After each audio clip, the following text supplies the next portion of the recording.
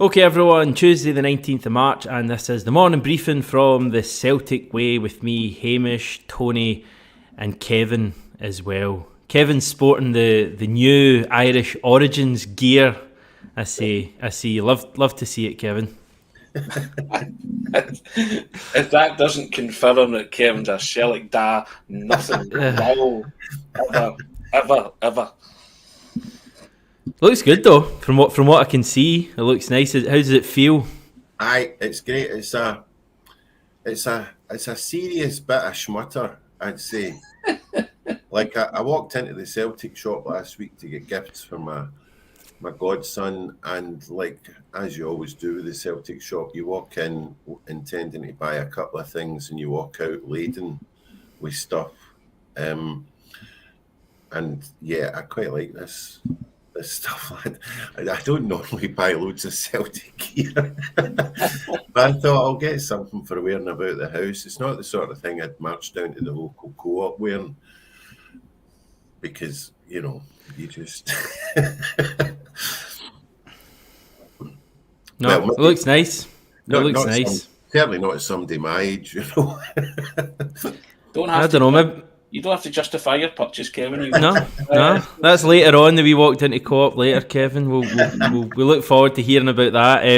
No, it looks good, and I like the range in general. I kind of started not liking it, and then I think, Matt O'Reilly wearing one of the shirts, and Matt O'Reilly would make a bin bag look good, wouldn't he? Aye.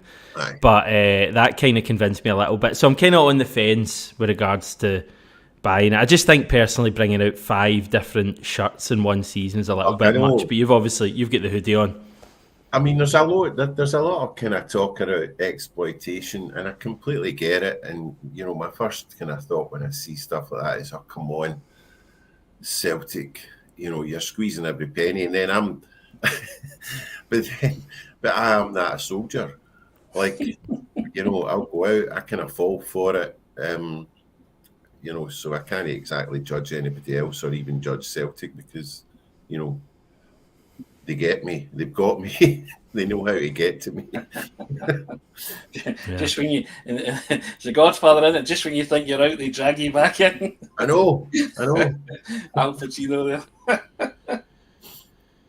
Oh, we're going to have fun today, guys. I can tell already. Just a couple of things to get through before we get on to the proper Celtic chat.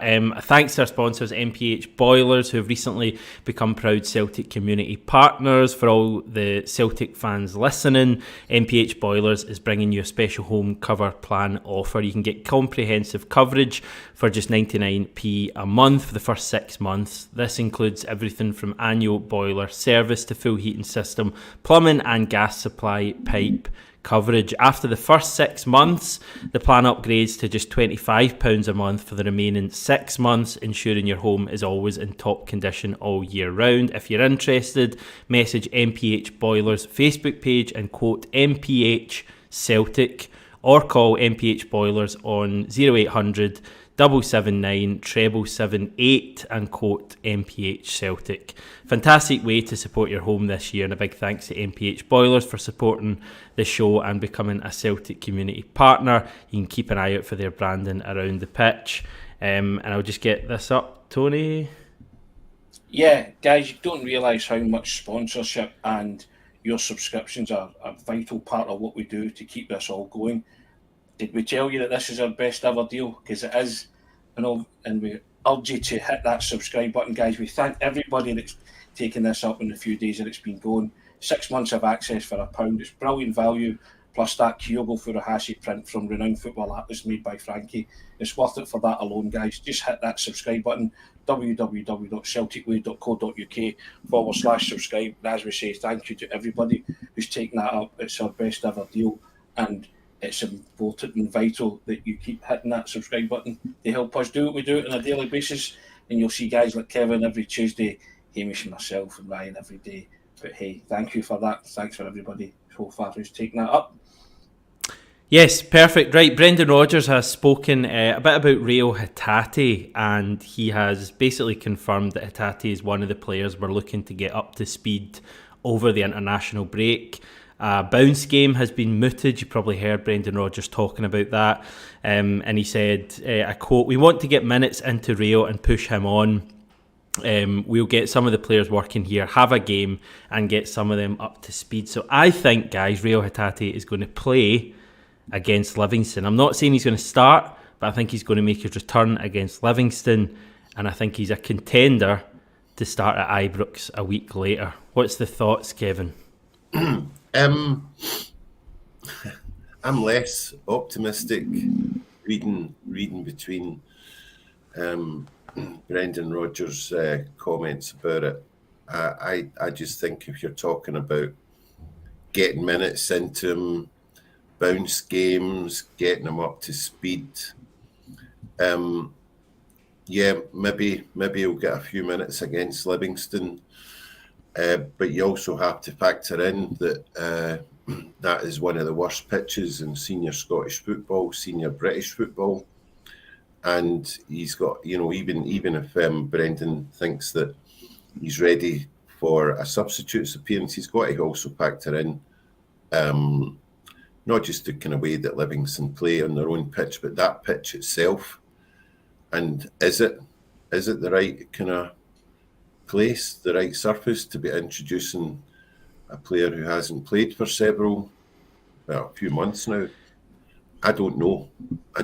I think if he does get significant game time in that match, then obviously he'll be a contender for Ibrox.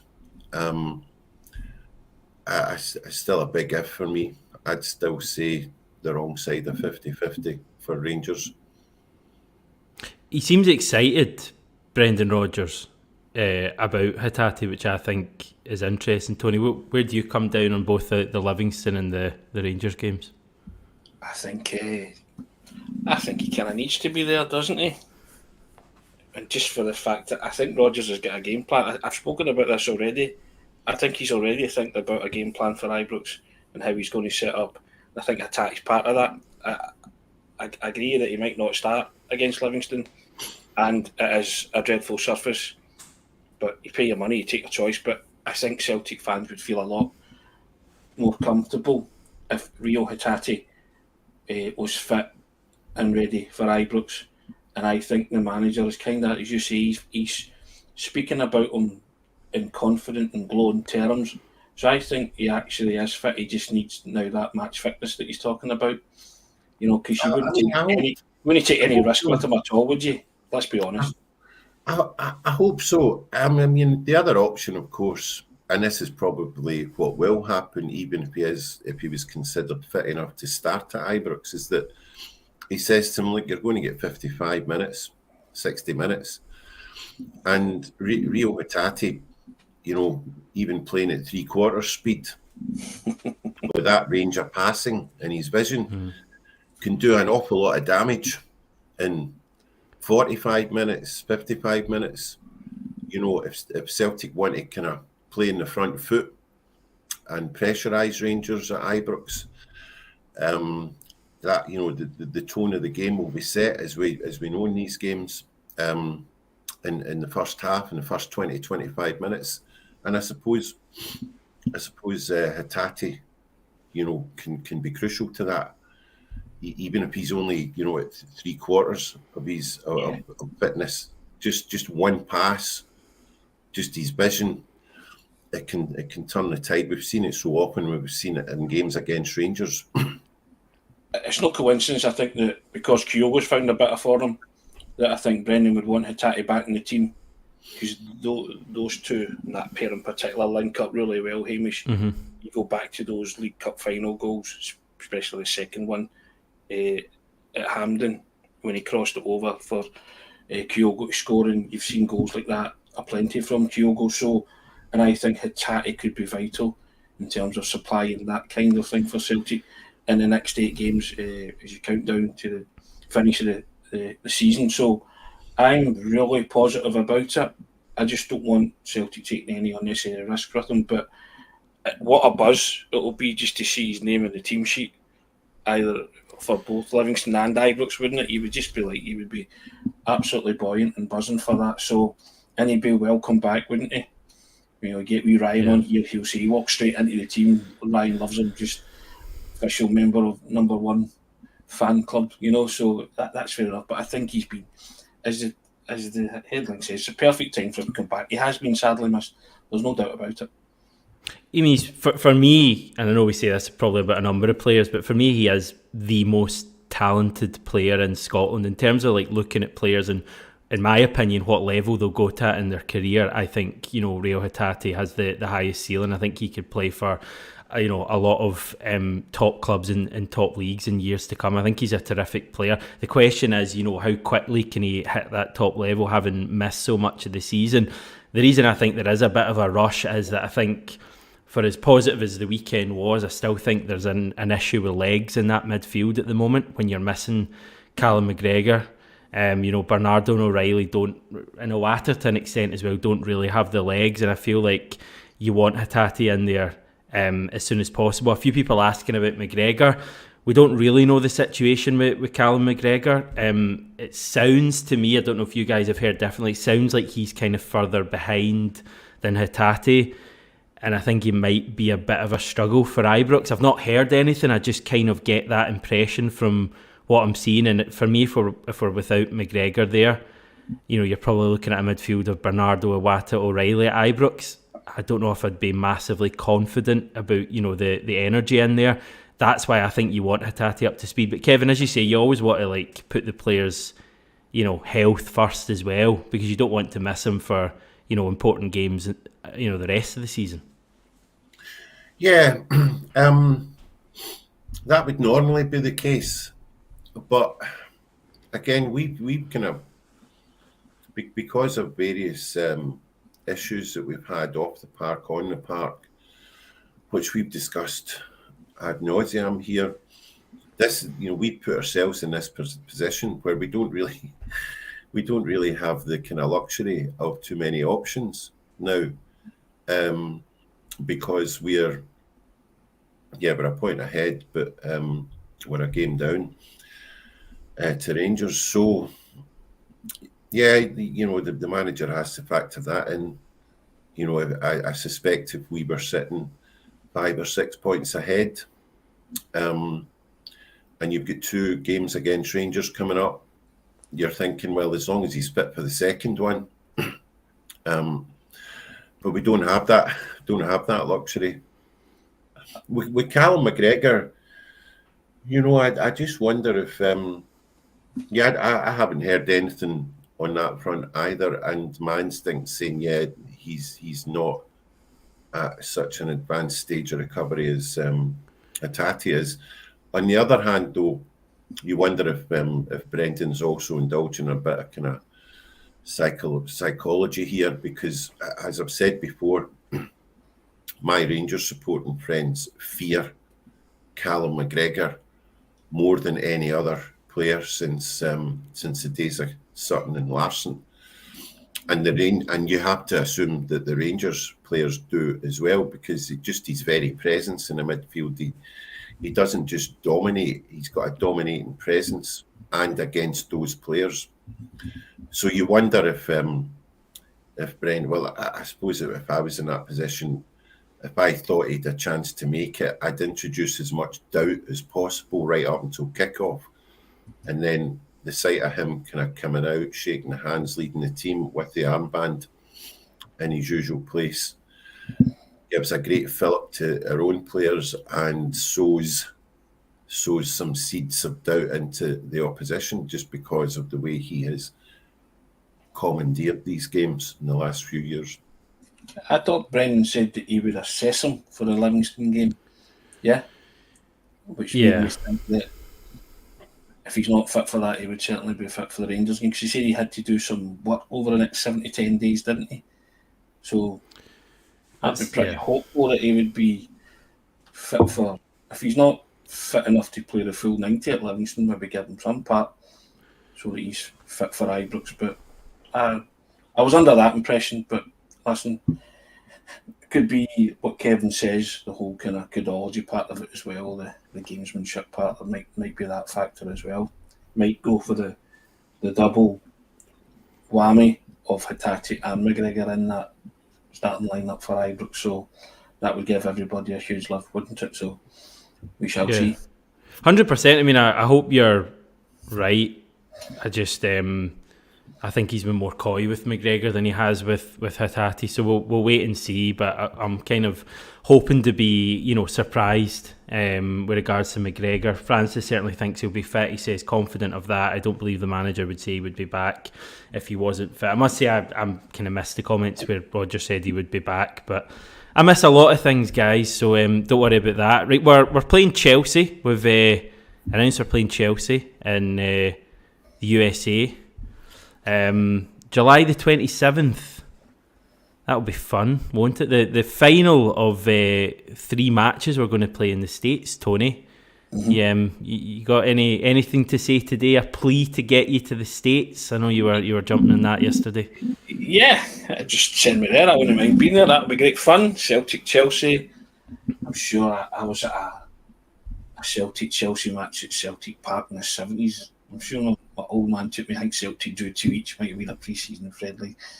Kevin might remember, but I'm sure it was. Yeah, we did play Chelsea in the late 70s at Celtic. Yeah, late 70s. Aye, so that would be one of the first games. But yeah, of course, that'll be fun. That'll be any game stateside for Celtic's great, but good glamorous opposition there, isn't it, Chelsea? So yeah, indeed, that'd be great. Yeah, I remember going down to Stamford Bridge for a Chelsea Celtic friendly in circa 06. Yeah, and I remember, without getting too into it, the EDL had a big influence at that game, and there was a lot of trouble at that game. I mean, Stamford Bridge wasn't full, but there was a lot of kind of trouble. A lot of people out for on their side out to cause carnage that night. It was 1-1 draw, I believe. I think we took the lead, and then maybe Gary Caldwell scored. It finished 1-0. Any memories? There was a competitive tone to that game, and also it was the days of either Jose Mourinho was either still managing them, or I think he was. So it was Ballack and Shevchenko's first games at Stamford Bridge. Yeah, they had very powerful team, and they weren't hanging about. The trouble was mainly before the game, because I think there were a few half-hearted attacks on pubs where Celtic fans were gathering, and yeah, there was a kind of an EDF element. So yeah, I think it'll be tasty, and it's a good to get 3 big games at that time in the States, where I know that Celtic are making a lot of effort to connect with their stateside supporters, but also spread the word, spread the gospel. 15th of August 1977, I was right. Celtic 2, Chelsea 2. Ronnie Glavin and Shuggy Edwilson scored. There you go. Ray Wilkins scored for Chelsea. See? There you go. Well done. Pick that out. That would be one of my first games ever as a Celtic fan. My father took me to. There you go. Wow. I would have been 5. I'd have been 5 years of age. 2 years later, we played the Chinese national team at Parkhead. Yep. It was an odd thing, Hamish, because the game hadn't really been trailed a great deal. My dad took me along. Celtic won 6-0. And there was about 26,000. And I remember saying to my dad, "So how is that allowed? How does that work? That a club can play a national team?" And because I think he said there were rules against that, even for friendlies. But it was odd. It was quite bizarre, because China was even more. There was more suspicion of China then than there is now, because of not just that it was a communist totalitarian regime, but it was just seen as even a degree even more mysterious than the Soviet communists. And then suddenly, their national team pitches up in paradise, and it's it was all very jolly, handshakes, and nobody was really taking very seriously their ability to play football. But as with all other endeavours that China decides it's going to take seriously, they get up to speed pretty quickly, and decide if it's worth getting up to speed for. We'll get there no matter what. Fantastic. That's why we love a Tuesday, because we get information like that we wouldn't get on any other night. we have a limp down amnesia lane. Sorry, I strolled down the other lane. That was Oh, fabulous. We've got a couple other games to be announced in the USA. I did spot, by the way, there could be nothing in this, but I did spot Man City are actually playing Chelsea in the States around the same time that we are there. So I wonder if one of the other games could be against Man City. Watch this space, perhaps. Have we seen this news about Craig Beattie, guys? Former Celtic striker Craig Beattie, big Celtic figure, never celebrated scoring a winning goal against us by taking his top off and sprinting 50 yards around Hampden. Anyway, the reason I'm talking about him, he has been appointed as a liaison with club captains to provide feedback on the refereeing and VAR setup. He is set to start collating views in the next few weeks. It's hoped that results will be presented to the SFA before the season's end. Obviously, SFA head of referee operations Crawford Allen is going to leave his post as well, Tony. Bit of chat that there's been some pressure on him, and maybe the whole pursue new opportunities line isn't totally accurate. Have you been kind of following this upheaval at the SFA? Well, the conspiracy theorists were abounding yesterday, weren't they?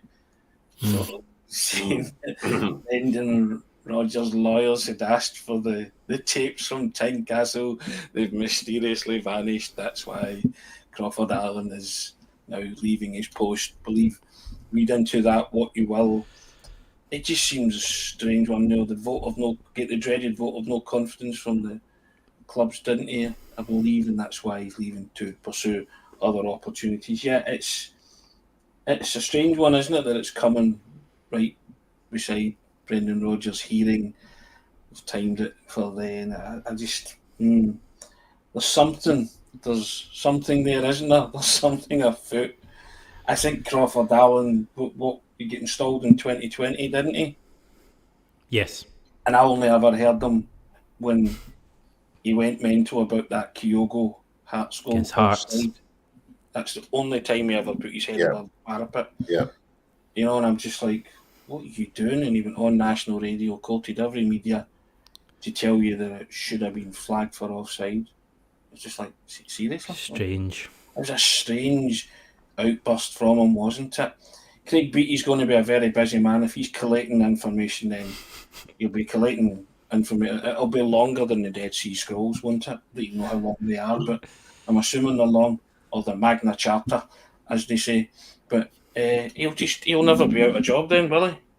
Let's be honest. Because somebody somewhere will have a complaint about VAR in every game. Yeah, it's a good gig to get if you're a former pro, because once it's like the world of politics. Once you're on the gravy train, the executive establishment elite gravy train, that's you. You've got a job for life. Doesn't matter if it's this current iteration lasts 2 years or 3 years, but that's him in.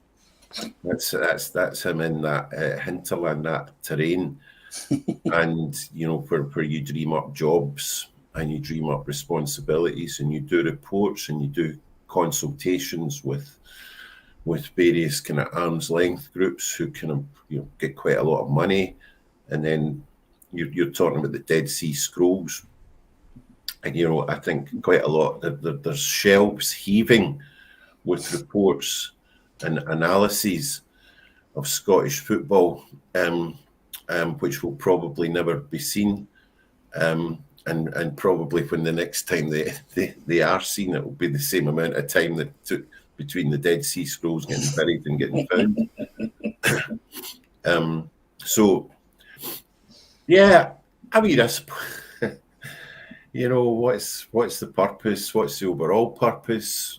Are we going to get anything meaningful? Does he have resources? What do they want to change? It just seems rather kind of amorphous to me. But fair play to him if he can get a job like that. While he's still a fairly young man, then he's set up for life, because there'll always be some kind of job some role in the gravy train. Yeah, just for accuracy, this only came out recently. I'm just reading a wee bit more as you were talking there, and it's the PFA who are effectively going to canvass players and feed their thoughts back to the SFA on VAR. Apparently, players have never been asked for their opinion on VAR since it came in, a couple of years ago now. And Craig Beattie's been appointed as the liaison who'll speak to club captains, and obviously club captains will kind of get the thoughts from their fellow teammates. So is that? I mean, it's all well and good, hearing what people have to say, Tony. But are the SFA going to change anything about VAR? You would hope so, but I've got my doubts. You can have the thoughts all you want, Hamish. It ain't going to change results when VAR's been involved, is it? Yeah. But even in the future, is it going to change? I think everybody is of the same opinion with VAR. The technology's there. It's just those who are operating it. Correct.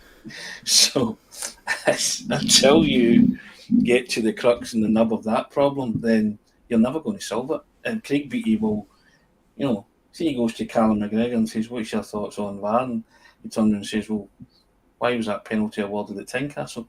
It's no big deal, is it? He'll say, "Callum McGregor wants to know why the penalty was awarded at Tynecastle. Here's why it was awarded." Off you pop. But it's had a major effect on the outcome, the result of that football match. So, as you say, what exactly is that going to change? Yeah, you'll get footballers' thoughts on it, but until they get to the crux of the matter, which is the technology's there, it's just the people who are implementing it that are causing every conceivable misfortune with VAR or decision, and it's just the consistency of the decisions that are now being scrutinised with VAR. Yeah. And we've spoken about this before, and I spoke about the marginals, and I said there's no club been shafted in terms of the marginals since VAR was introduced in Celtic. From day one, two of them went against Celtic. Literally, yeah, from day one. Yeah, the Tynecastle 4-3 game, Tynecastle was astonishingly bad. And it's not got any better. And our job, or my job, is to watch Celtic on a weekly basis. So I'm cataloguing the marginals for Celtic. I'm not talking about any other team. I'm talking about Celtic. And it's been an incredible kind of set of decisions. You know them all. We all know them. We've all seen them all. And there's been decisions that have affected other teams. But when you talk about Celtic, then I think in terms of decisions that are VAR influenced and marginals that have gone against Celtic, then they have to be top of that charts.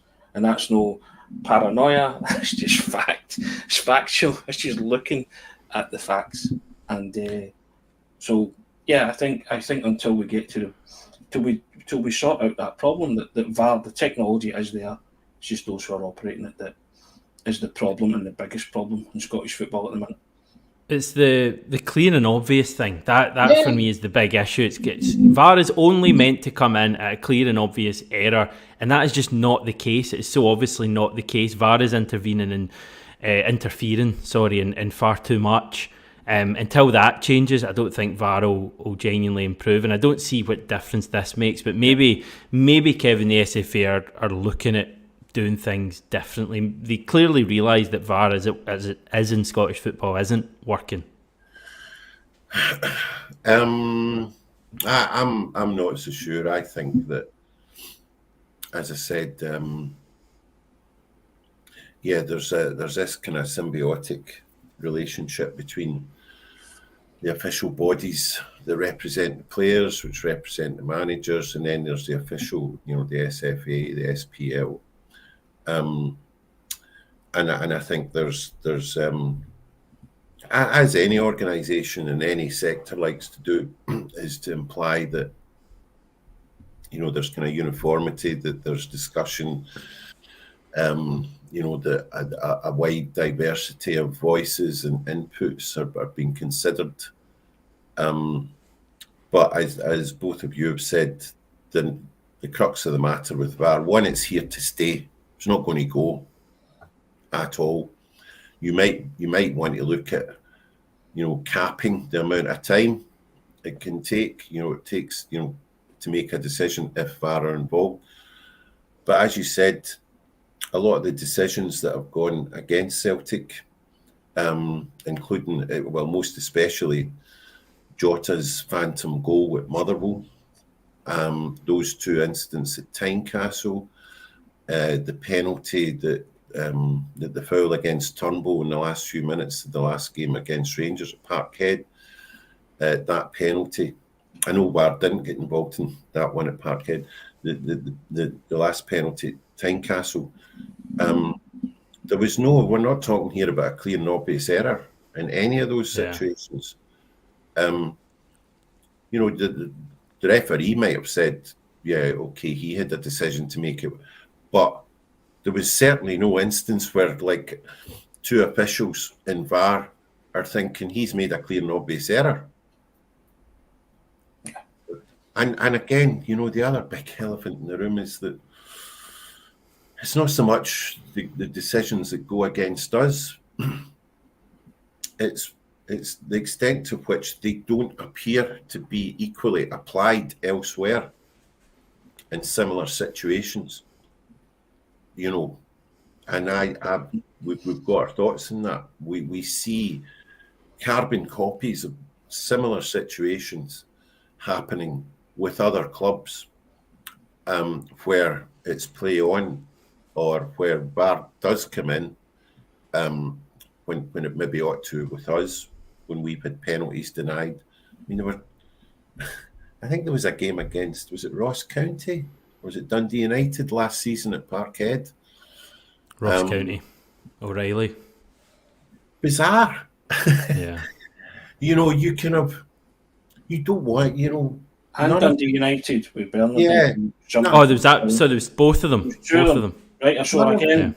None of us, we all pay good money to watch. You don't want to be going to a game wondering if the odds have been stacked against you because of, call it what you like, unconscious bias. Because if we thought that was a factor, if we genuinely all thought seriously that was a significant factor in the way that games involving Celtic and their closest rivals are refereed, the game's a bogey.